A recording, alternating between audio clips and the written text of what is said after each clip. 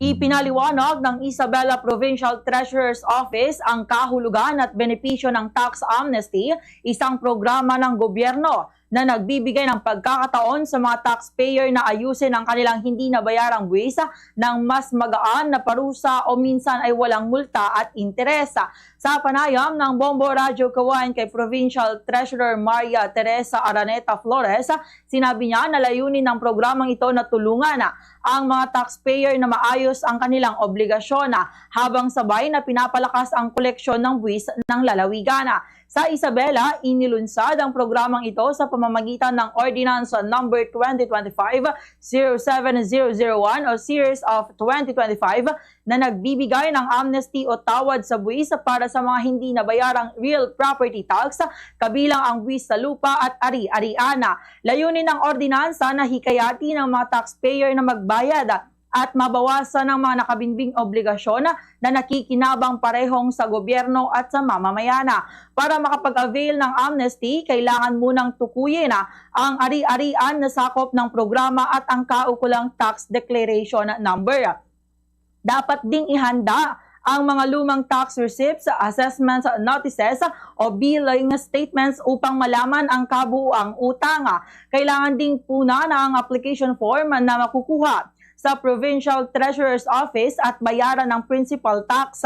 Sa ilalim ng amnesty, ang interest at surcharge ay pinapatawad kaya mas mababa ang kabuuang babayaran. Mahalaga rin ang valid government-issued ID at kung may ipapadalang kinatawan, ang pagkakaroon ng Special Power of Attorney or SPA.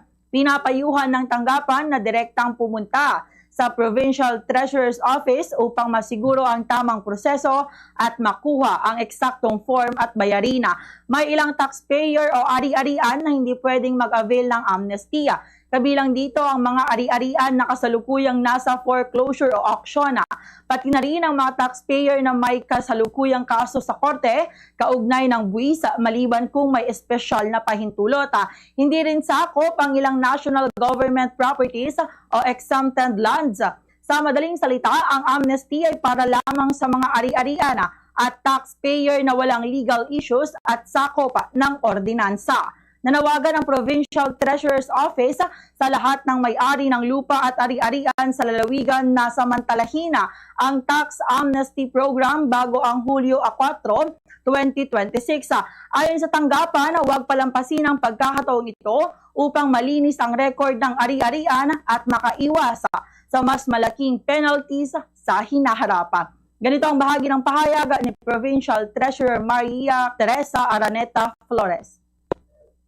Babayad hanggang March 31, 2026, meron po 10% na discount.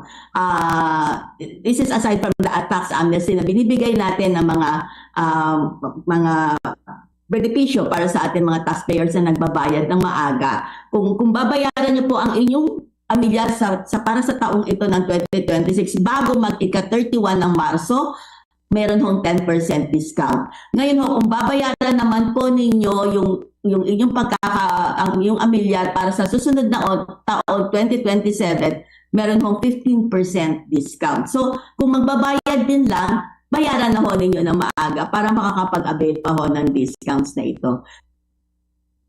Fast sa Radyo Bombo!